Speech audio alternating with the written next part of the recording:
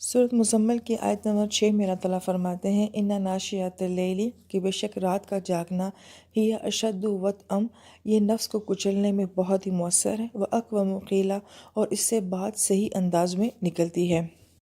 آیت مبارکہ میں لفظ ناشیات اللیل جو آیا ہے اس میں ناشیہ کا معنی ہوتا ہے کسی چیز کو بلند کرنا، اوپر کی جانب اٹھانا، جیسے کہ ہم اردو میں لفظ نشو و نما بولتے ہیں، یہ بھی ناشیہ سے ہے، اور جو چیز نشو و نما پاتی ہے وہ اوپر کی جانب کو اٹھتی ہے، پروان چڑھتی ہے۔ لہٰذا آیت مبارکہ میں ناشیات اللیل کے بارے میں مفسرین کرام کے 4 اقوال ملتے ہیں۔ ناشیات اللیل میں اگر رات کو فاعل مراد لیا جائے کہ یہاں پہ رات کے نشو و نما پانے کی بات کی جا رہی ہے، تو اس کا پہلا ترجمہ یہ بنتا ہے کہ رات کب آتی ہے؟ مغرب کے بعد آتی ہے، تو اس سے مراد مغرب سے عشاء کے درمیان کا وقت ہے کہ جب رات بلند ہونے شروع ہوتی ہے یا رات کے آنے کا وقت شروع ہو جاتا ہے۔ دوسرا قول مفسرین کرام یہ فرماتے ہیں کہ ناشیات اللیل کا مطلب ہوتا ہے رات کا آگے جانا، گہری رات کا ہونا یا کالی رات کا ہونا، اور عموماً یہ آدھی رات کے بعد ہوتا ہے، تو اس سے مراد رات کا آخری حصہ مراد لیا جاتا ہے۔ تیسرا قول جو مفسرین کرام بیان فرماتے ہیں وہ یہ کہ ناشیات اللیل میں اگر فاعل جو ہے وہ کسی نفس کو مراد لیا جائے کہ رات میں اٹھنے والا نفس یا رات میں اٹھنے والی جان، تو پھر اس کا یہ ایک معنی یہ بنے گا کہ وہ مومن جو کہ رات کے کسی بھی حصے میں اٹھتا ہے اور اپنے رب کو یاد کرتا ہے، لہذا عشاء کی نماز کے بعد کوئی بھی نفلی عبادت جو ہے وہ تہجد شمار کی جائے گی۔ اور چوتھا قول یہ بنتا ہے کہ اس سے مراد ہے کہ وہ نفس جو کہ رات کے آخری حصے میں جب رات گہری ہو جاتی ہے اس وقت میں اٹھتا ہے، اپنے رب کو یاد کرتا ہے۔ یہی وجہ ہے کہ اس آیت مبارکہ میں مفسرین کرام کے اس بارے میں بہت زیادہ اقوال پائے جاتے ہیں کہ اصل میں تہجد کون سی نماز ہوتی ہے، وہ جو عشاء کی نماز کے ساتھ پڑھی جاتی ہے، وہ جو آدھی رات میں انسان نوافل پڑھتا ہے، یا وہ جو رات کے آخری حصے میں پڑھتا ہے۔ لہٰذا مفسرین کرام یہ فرماتے ہیں کہ عشاء کی نماز کے بعد کوئی بھی نفل پڑھنا جو ہے وہ تہجد شمار کیا جاتا ہے۔ اگر کوئی انسان اپنے نفس کی کمزوری کی وجہ سے آدھی رات میں اٹھتا ہے، تھوڑی دیر کے لیے عبادت کرتا ہے، پھر سو جاتا ہے اور پھر فجر کی نماز کے لیے بیدار ہوتا ہے، وہ بھی تہجد شمار کیا جاتا ہے۔ اور ایک انسان وہ ہے جو کہ رات کے آخری پہر میں اٹھتا ہے اور پھر اس وقت میں اپنے رب کو یاد کرتا ہے، تو وہ بھی تہجد شمار کیے جاتے ہیں۔ لہٰذا اب یہ ہر معاملہ ہی تہجد کا ہے، صرف فرق کس کا رہ جائے گا؟ افضلیت کا رہ جائے گا۔ لہٰذا بہت کمزور انسان جو ہے، جو سمجھتا ہے میں رات کے آخری پہر میں نہیں جاگ سکتا، تو وہ عشاء کے بعد کوئی بھی عبادت کر لے تو اس کو بھی اللہ پاک تہجد شمار کرتے ہیں۔ اور کچھ ایسے ہیں جو مسلسل نہیں جاگ سکتے ہیں، تو رات کے کسی پہر میں جا کے عبادت کر کے اللہ نے ان کو بھی قبول فرمایا ہے۔ لیکن افضل معاملہ یہ ہے کہ جب انسان سوتا ہے اور رات کے آخری پہر میں جاگتا ہے، تہجد پڑھنے کے بعد پھر وہ فجر کا انتظار کرتا ہے، پھر جسے اللہ پاک توفیق دے وہ اشراق تک وہاں پہ بیٹھا رہتا ہے۔ لیکن رات کے آخری پہر میں جاگنا، یعنی کہ فجر کی نماز سے قبل جاگنا جو ہے، یہ سب سے افضل ترین جو ہے تہجد شمار کی گئی ہے۔ یہی وجہ ہے کہ پھر مفسرین کرام کے درمیان میں یہ بحث بھی چلتی ہے کہ آیا کہ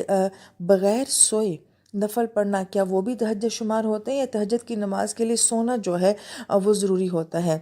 تو اس کے بارے میں بھی علماء کرام یہی بات فرماتے ہیں کہ بغیر سوئے بھی انسان جو نفل عبادت کرے گا عشاء کی نماز کے ساتھ، تو گویا کہ وہ تہجد شمار ہوں گے، مگر افضل یہی ہوگا جس عبادت میں جتنی زیادہ مشقت ہوتی ہے تو اس کا اجر بھی اتنا ہی زیادہ بڑھتا ہے۔ تو رات کے آخری پہر میں جاگنا جو ہے، کیونکہ عموماً جو ہے وہ زیادہ گہری اور اچھی نیند اسی وقت میں آتی ہے، لہٰذا اس وقت میں بیدار ہونا جو ہے وہ افضل ہوگا۔ پھر ان 4 اقوال کو سمجھنے کے بعد آیت مبارکہ میں لفظ آ رہا ہے اشد وطئم۔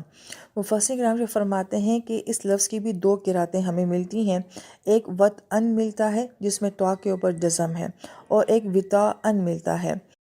لہٰذا مفسرین کرام یہ فرماتے ہیں کہ اگر پہلی قرات کو مراد لیا جائے یعنی کہ وطئن، تو اس کا معنی ہوتا ہے روندنا، کچلنا اور پیسنا۔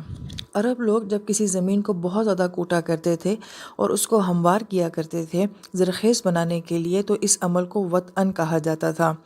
مفسرین کرام یہ فرماتے ہیں کہ یہ لفظ بہت خوبصورت جو ہے وہ انسانی نفس کے لیے یہاں پہ استعمال کیا گیا ہے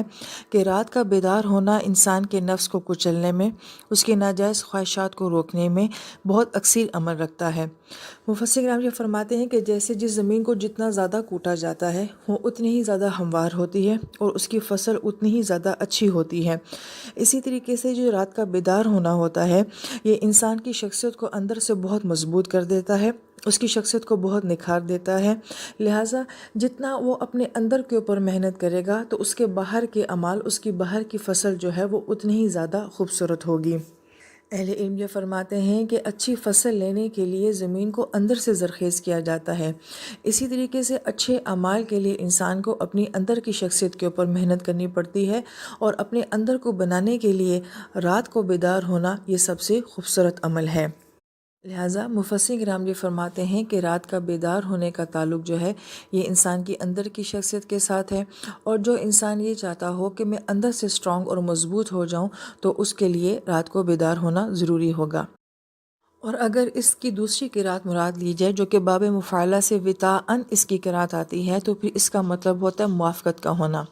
مفسر کرام جو فرماتے ہیں کہ ایک موافقت جو ہے وہ ظاہری ہوتی ہے کہ تہجد کے وقت میں انسان جو کچھ بھی بول رہا ہوتا ہے وہ اس کے کان بہت اچھے طریقے سے سن رہے ہوتے ہیں، نگاہیں اس وقت میں بڑی کنٹرول ہوتی ہیں، اور جو کچھ انسان اپنی زبان سے کہہ رہا ہوتا ہے اس کا اثر جو ہے وہ انسان کے دل کے اوپر ہو رہا ہوتا ہے۔ لہٰذا اس وقت میں ڈسٹریکشنز جو ہیں وہ زیادہ نہیں ہوتی، شور نہیں ہوتا، دنیا کے کوئی کام نہیں ہوتے، تو انسان اپنی عبادت کو بہت اچھے فوکس طریقے سے جو ہے وہ کر سکتا ہے۔ تو یہ ایک طرح کی ظاہری موافقت ہے کہ وہ بڑا خوبصورت وقت ہوتا ہے، خاموشی کا وقت ہوتا ہے، تنہائی کا وقت ہوتا ہے، اور عبادت کے لیے بڑا بیسٹ ماحول ہوتا ہے۔ تو یہ ایک ظاہری موافقت ہے جو کہ اس وقت میں پائی جاتی ہے۔ اور پھر مفسر کرام یہ فرماتے ہیں کہ اس کا جو ہے دوسرا معنی اگر مراد لیا جائے تو رات کا بیدار ہونا اور وہ رات کی خاموشی اور اس وقت میں اپنے آپ کو قرآن سنانا، یہ سب سے بہترین وقت ہوتا ہے جب آپ قرآن اپنے اندر اتار سکتے ہیں، جب آپ غور و فکر کر سکتے ہیں، تدبر کر سکتے ہیں، آہوزاری کر سکتے ہیں۔ تو گویا کہ ظاہری موافقت کے لحاظ سے بھی یہ بڑا بہترین وقت ہوتا ہے، اور باطنی موافقت کے لحاظ سے بھی یہ بڑا بہترین وقت ہوتا ہے۔ جیسا کہ ہم نے سورہ مرسلات میں بھی یہ پڑھا تھا کہ جیسے کچھ ہمارے موسمی سیزن ہوتے ہیں، اسی طریقے سے ہمارے کچھ روحانی سیزن بھی ہوتے ہیں۔ جیسے کہ ہم نے رمضان کہا تھا کہ وہ ایک روحانی سیزن ہے، حج ایک روحانی سیزن ہوتا ہے۔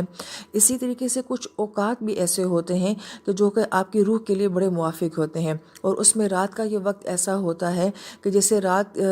اس وقت میں بڑی ٹھنڈی ہو جاتی ہے، دن چاہے کتنا ہی گرم کیوں نہ ہو لیکن اس وقت میں رات جو ہے وہ ٹھنڈی بھی ہو جاتی ہے، اور کوئی انسان کتنی دیر تک کیوں نہ جاگے مگر یہ وقت ہوتا ہے جب اکثر مخلوق جو ہے وہ سو جاتی ہے۔ تو جس طرح سے ظاہری لحاظ سے ساری دنیا بڑی پرسکون ہو جاتی ہے، تو انسانی روح بھی اس وقت بہت زیادہ ریسیپٹیو حالت میں ہوتی ہے، پرسکون ہوتی ہے، اور اس وقت میں انسان جو عبادات کرتا ہے اس کا براہ راست اثر جو ہے وہ اس کی روح کے اوپر ہو رہا ہوتا ہے۔ تو گویا کہ روح کا عبادات کے ساتھ بڑا خوبصورت موافقت کا وقت جو ہوتا ہے کہ رات کا آخری پہر ہوتا ہے۔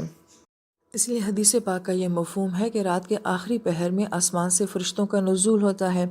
لہٰذا وہ جس نافرمان کو اس وقت جاگتا ہوا دیکھتے ہیں تو یہ فرشتے آ کے اس کو پر مار کر سلا دیتے ہیں، گویا کہ فرشتے ان کو لوریاں دیتے ہیں، ان کو سہلاتے ہیں کہ اب تم لوگوں کے سونے کا وقت آ گیا ہے، کہ اللہ تعالیٰ اس وقت میں کسی نافرمان کی شکل کو نہیں دیکھنا چاہتے، لہٰذا تم لوگ سو جاؤ۔ پھر یہی فرشتے اللہ تعالیٰ کے نیک بندوں کے پاس جاتے ہیں اور ان کو پر مار کر جگاتے ہیں کہ اٹھو، یہ تمہاری اللہ تعالیٰ سے ملاقات کا وقت آ گیا ہے۔ اور بعض حدیث مبارکہ میں یہ بھی آتا ہے کہ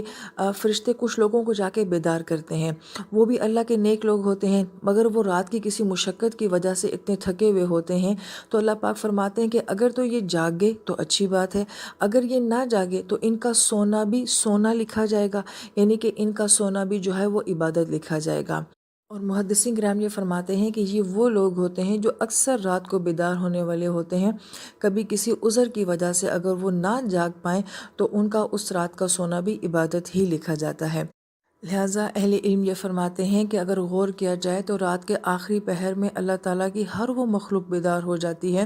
جو گنہگار نہیں ہوتی ہے۔ لہٰذا یہ حشرات، یہ پرندے، یہ جانور، ہم یہ دیکھتے ہیں کہ چڑیاں ہوں، چاہے وہ گائے بھینسیں ہوں، بکریاں ہوں یا وہ مرغ ہو، یہ سب مخلوق ایسے جو گناہوں سے پاک ہے، یہ بھی رات کے آخری حصے میں بیدار ہو جاتی ہے۔ لہٰذا ہمارے استاد یہ کہا کرتے تھے کہ مرغ کو کون کہتا ہے کہ وہ عین تہجد کے وقت میں بانگیں دینا شروع کر دیتا ہے، اس کے پاس کون سا الارم سیٹ ہوتا ہے؟ دراصل میں وہ اس وقت فرشتوں کا نزول دیکھ رہا ہوتا ہے، یہی وجہ ہے کہ مرغا اس وقت میں بانگیں دینا شروع کر دیتا ہے۔ لہٰذا اللہ تعالیٰ سے دعا کرنی چاہیے کہ اللہ پاک اس وقت میں جب آپ کی ہر نیک مخلوق بیدار ہوتی ہے، ہمیں بھی بیدار ہونے والوں میں سے بنا دے۔ آمین یا رب العالمین۔